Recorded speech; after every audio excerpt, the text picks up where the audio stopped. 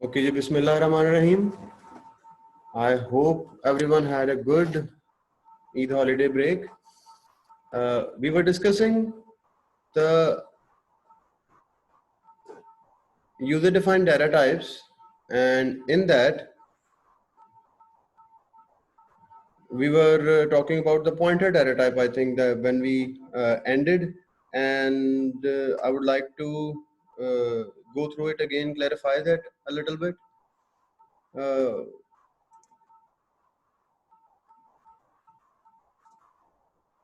so let's start. Okay. So remember I told you about the pointer data type that it stores the physical address of the variable. Means it stores the address where variable is actually created. Now, in this example, was the variable, and this was actually the area of RAM where that variable was created. So the pointer of this variable will be storing the address where the variable is actually located. We would like to actually go through a bit of examples today and see how that actually work.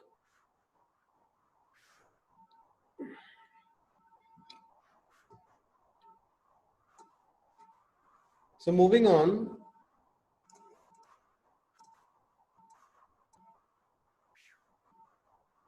in the pointer data type, we studied that pointer was actually referencing a memory location.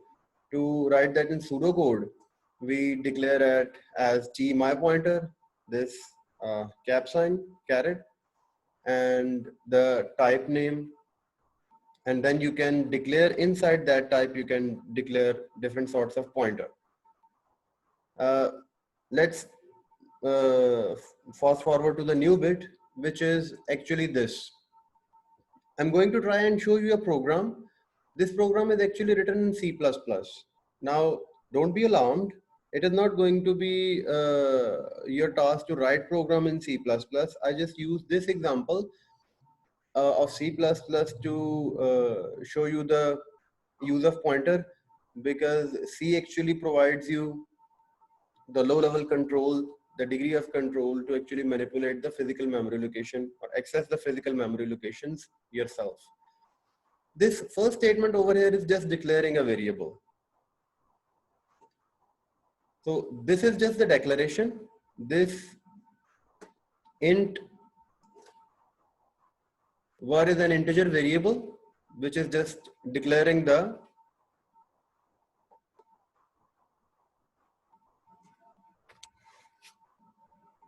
variable integer. Then this part over here is the int pointer. Now this is going to be the variable where I'm going to store my pointer of my actual variable. So the variable IP is going to have the value and variable. So and var is actually going to store the physical address of this variable integer into the pointer variable IP.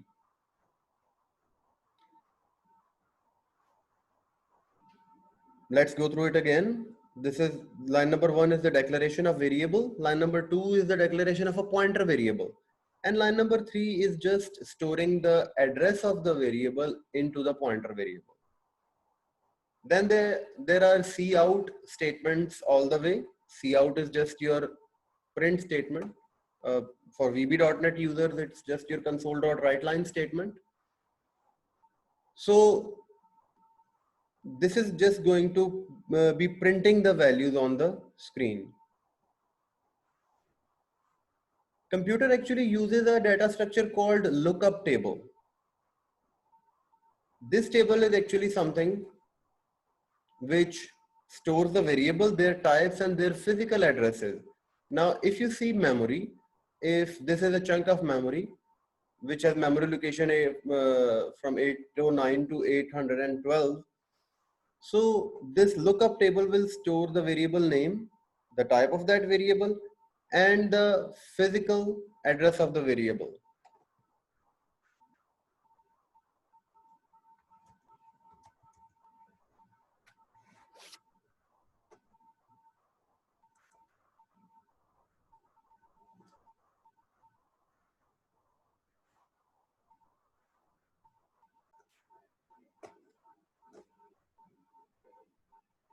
So I hope the voice lagging issue is resolved now. What I was trying to tell you that this example shows the use of pointer in C language, C++ to be exact. Why I chose C language? Because VB.NET will not let you interact with the memory at lower levels. C language provides you with a higher degree of control where you can actually interact with the hardware yourself. These first three lines are actually just declaration and assignment.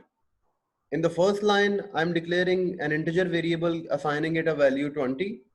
In the second line, I am declaring an integer variable, which is going to become my pointer variable. This static IP actually tells the compiler of C++ that it is going to be a pointer variable.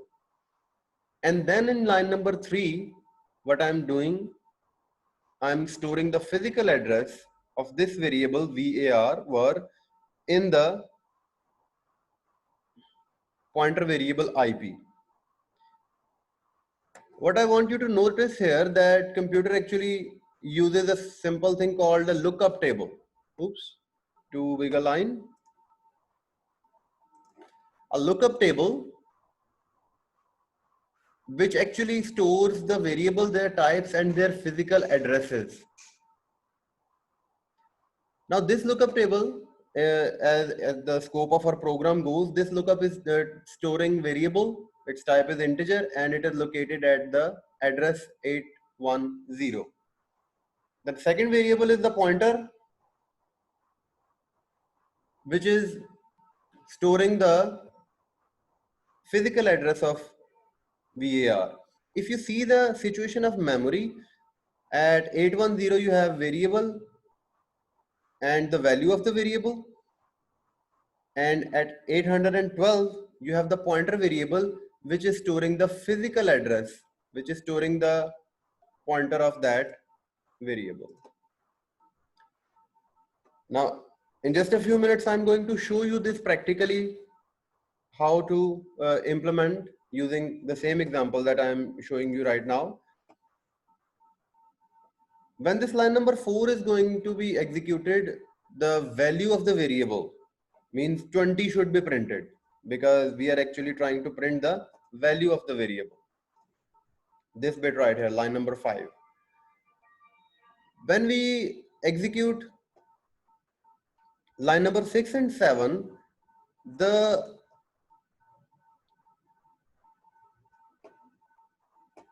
IP means the variable, the pointer variable, which was storing the physical address of variable, will be printed.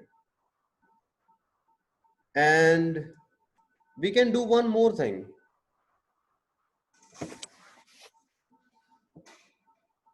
We can do one more thing, that we can actually get the value of the pointer variable.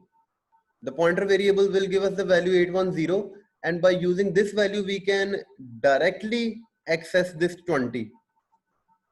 By using this 810 we can directly access this 20. So when you are going to use the value of pointer variable to access and manipulate the value of the actual variable, you are going to dereference that value. Using the pointer variable's value means 810 is pointing me to this location. This location was actual variable. The actual variable has the value 20 stored in it. If I access that 20 with the value of the pointer variable, then I'm actually dereferencing my variable. And in the last bit, the pointer variable is also stored at location 812. So 812 will be printed. So let's go ahead and write the outputs that I'm going to expect from this program on this screen. This should give me the value of variable, which is 20. This line should give me the value of the pointer variable, which is 810. Pointer is going to store the address of actual variable. Now through this pointer variable, I can access 20. So by using the pointer variable, I can access the value stored at that physical address. So this part right here is actually called dereferencing.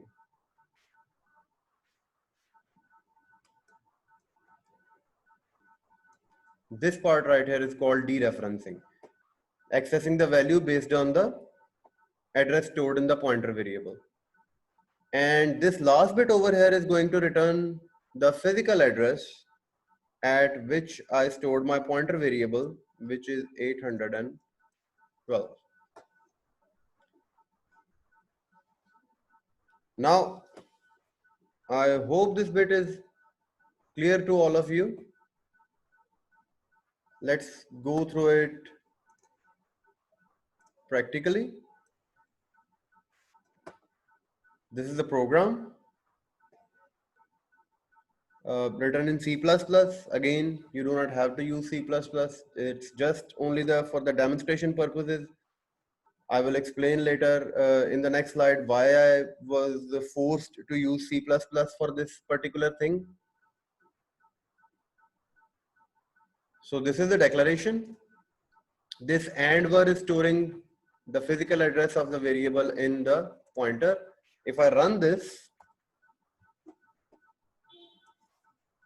and try to show you the output here. So you can see the value of the variable that we stored was 20, right? And at this part, where we get the address of the variable. So the variable var was stored at this physical location, and the value of IP variable was 20. Now this bit over here was again the process of dereferencing. It's actually the result of this portion. I'm using the actual value of the variable var equals to 20. I'm using this 20, accessing this 20, but I'm doing that by using the physical address of the variable that was stored in the pointer variable. This process is called dereferencing of the variable. And in the last bit, I tried to show you that the pointer variable itself must have stored somewhere physically. So this was the address where the pointer variable was stored. For better understanding, I do recommend that when you are watching the recorded version of this video, I do recommend that you pause the video here, study this program thoroughly, and read the comments which I have put over there for you. I think it would make it quite simple for you to understand, and then you can go on and compare the output with the statements for the better understanding. Pointers are going to be quite a tricky concept when we start our paper 4, first chapter of paper 4, data structure, when we are going to study linked list and binary trees. So we are going to face a lot of scenarios where pointers will be necessary for us. But why we are not facing the pointers in the .NET framework? Now remember that the .NET framework have a data structure called int pointer, but it doesn't actually have the pointer like the C language, or even Python also lets you manipulate the program at lower level. It is primarily because .NET framework actually manages the variables automatically, dynamically. So the memory is managed and assigned and allocated and deallocated by CLR. CLR is actually the common language runtime, the component of .NET framework which actually manages the execution of your programs. So the part that you just saw in the C++ program, actually .NET framework's CLR does that job for you. So you don't actually have to go at that basic level and program the pointers and physical addresses yourself.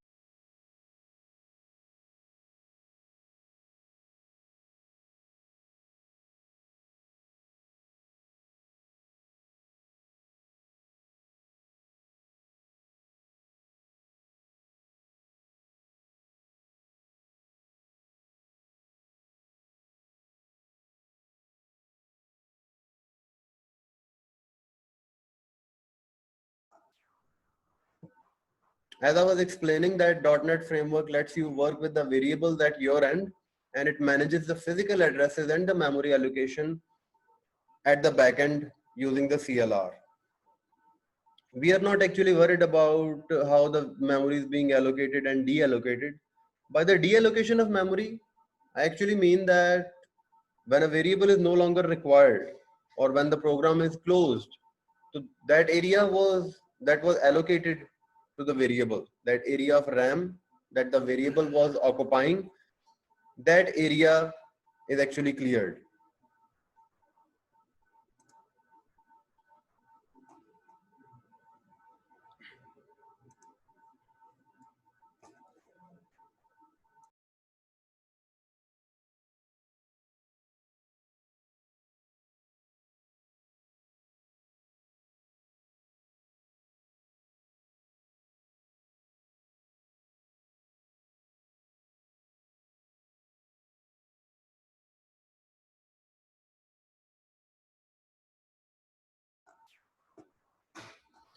The common uses of pointers were accessing array elements. You remember that all the array elements were actually referenced by their index numbers. So those index numbers were actually acting as pointers.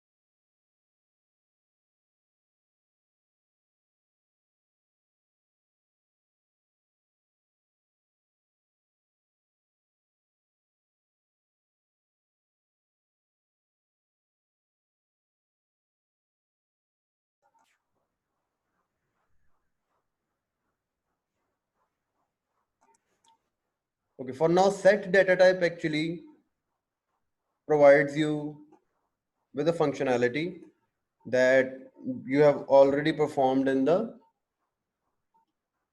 set theory of mathematics.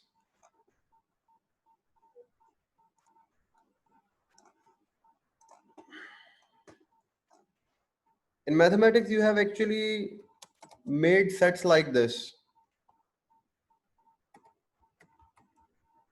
So something like this was a set of uh, digits. Now in computer, remember that we are actually not just talking about the set of integers, we are actually talking about the set of things. This set can have anything as an element of the set inside it. So when you are actually thinking about the set, so think about the collection of things, and then we are able to actually perform all the functions that set theory has. We can find the union, the difference, the intersection, or we can find the difference between two sets. We can check whether an element is there in the set or not. So set data type actually allows us to do that. Now VB.NET does not have a built-in set data type. You can create an array, you can create a list, you can even create complex data structure to store your items inside them.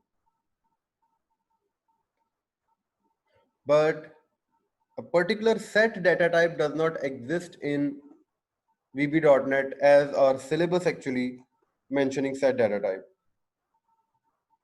The way your book is discussing the set data type, VB does not have that kind of set data type functionality.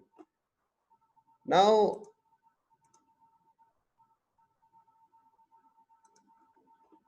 later on, I'm going to share another program with you, which is going to show the basic operation of set data type in VB as well. But you would see that I had to use some other functionality to make that program work.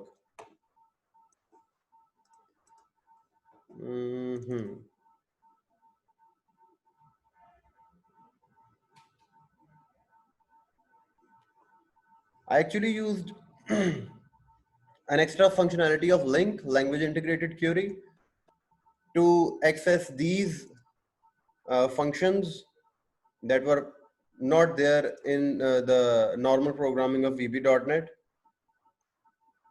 So I'm going to use both this program and an example of Python to clarify the system for you. So again, I'm making a collection,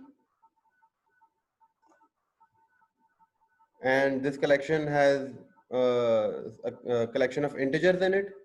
A and B are two collections, and once I have imported the LINQ with my program, I can use the built-in function of dot union, difference, and even intersection to find the set operations.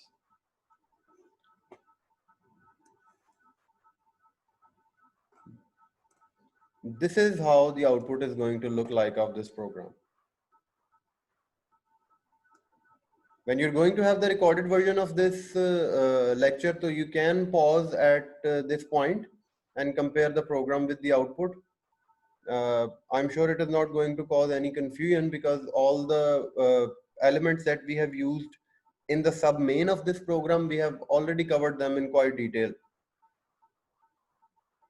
One difference why this program will not work based on your knowledge that we have previously covered, that we had to import these two things. We have to import LINQ with our program, and then we will have the access to the built-in function of union and difference and intersection and more functions of set theory that I leave up to you to experiment with.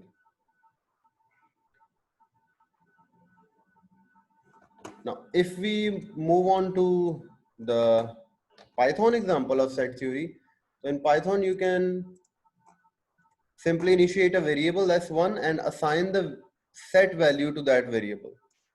This set, as it is in different color, in a pinkish color, you can see that it is a keyword of Python. Python recognize set as a simple data type. I have given it some values and directly assigned it to the S1. Another way of assigning values to a set can be, I've made another set S2, and this time see that I have used add function, the built-in function of Python, to assign different values to that set S2. So either you can do this method or you can use this dot add method to assign the values to your variables. You can also get the inputs from the user, and you can just place those variables here, and dot add will take those variables and add them to the S2. Now, afterwards, we have initialized another variable named intersection. In Python, you can initialize the variable wherever you want.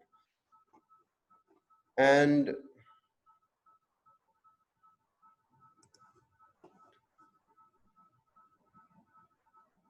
then we are using a built-in function, s1.intersection.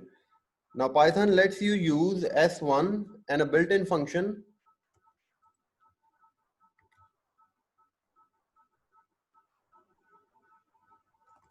let's do union here. And then you have to specify which is the second set with which you want to obtain the union.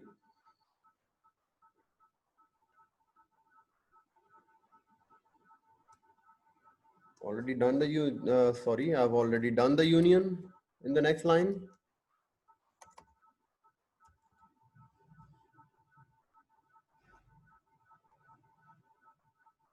So after assigning these values to these variable, I can simply print them.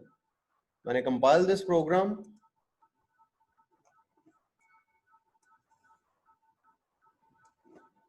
this is what the output is going to look like.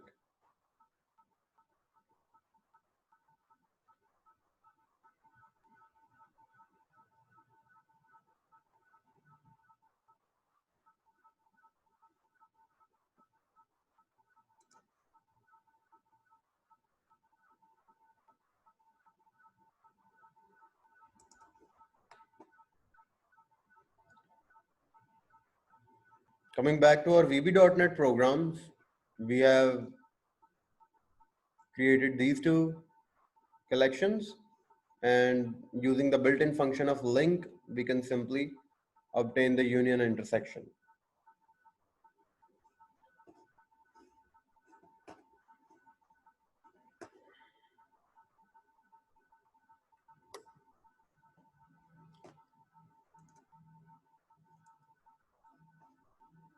When you're using the VB.NET, you can choose any underlying data structure to apply your set theory. You can create two arrays, and then you can write the program to find the common elements between those two arrays and declare a third array maybe, which can store that common element, mainly intersection of those two arrays. You can use your lists, and you can use complex data structures as well. So either you can use the functionality I have just shown you, or you can use the data structure and make the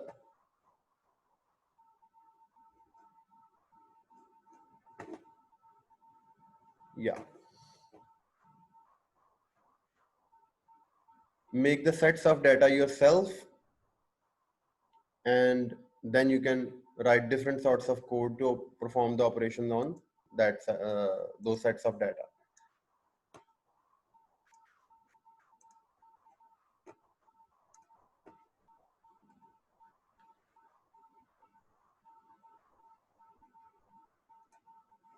Afterwards, in the book, it discusses objects and classes. Now at this point, we are all that we have done is procedural programming. We have not done object-oriented programming yet, so we are going to actually explore this topic when we get to chapter 27, because right now we just don't have the basis for object-oriented programming. All we have studied is procedural programming. Your chapter 16, all that data type concept that we have studied up till now, the concept which we are going to actually use in chapter 23, and then 24, 25, and 26, they are all procedural programming. So this bit over here, we actually will discuss it in detail, but when we get to chapter 27.